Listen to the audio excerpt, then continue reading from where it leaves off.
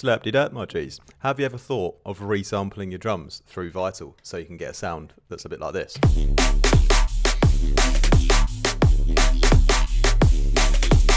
This is without the Vital drum layer. And with it, sounds so cool, doesn't it? Gives you a whole extra layer of fun on top of your drums. So how did I make it? I took my drum break, which is just this. I bounced it out as a file. I imported the file directly into Vital in the sample section. Make sure it starts at the beginning point, and then just put in any MIDI note, and then it'll start playing the drum beat. Okay, I've already processed it a lot here. So if I just quickly take that off so I can show you step by step what I did, and there's no formula for this, you can do it yourself, but you just want to basically try to make it as different as you can. So that's clean. So I put on a quick filter, phaser negative filter, and I put some movement on it, 1/2 on the LFO saw down.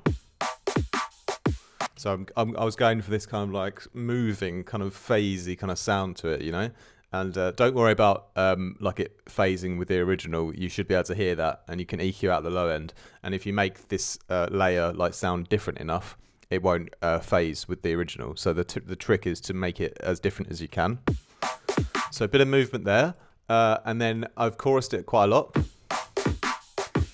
That really spreads it and brings it wide, which definitely makes it very, very different to the original, so won't really phase with it.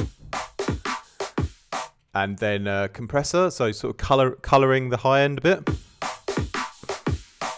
And then a linear fold distortion mixed in a little bit. It's really starting to be very different to the original now, which is good. Taking out some low end. Bit of reverb as well, really, really tight reverb. Another filter, which is basically another phaser one with a bit more movement on. Took out quite a lot of the high end. Almost like, feels like I've run it through some tape at that point. Flanger as well, keep refining it, keep changing the harmonics. Just a little bit, 10% there, and a little, about 10% of phaser as well. Just to kind of keep refining the sound to make it different. And then when you put it back with the original now,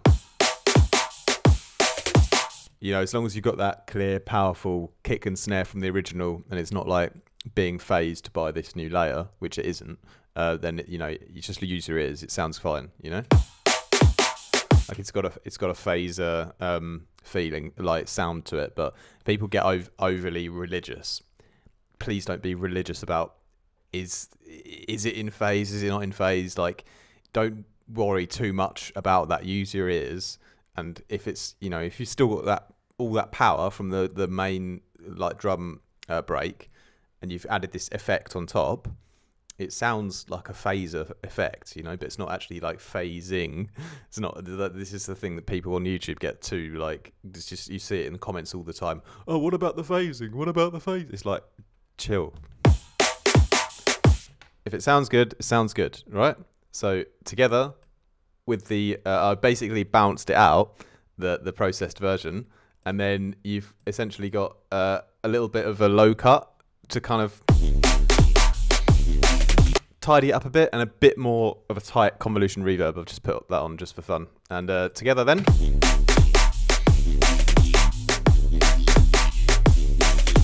Sounds dope in my opinion. Hope you guys enjoyed that. I do one-on-one lessons as well. You can book in via the links below. Much love, my G's. Have a great rest of your day. Peace.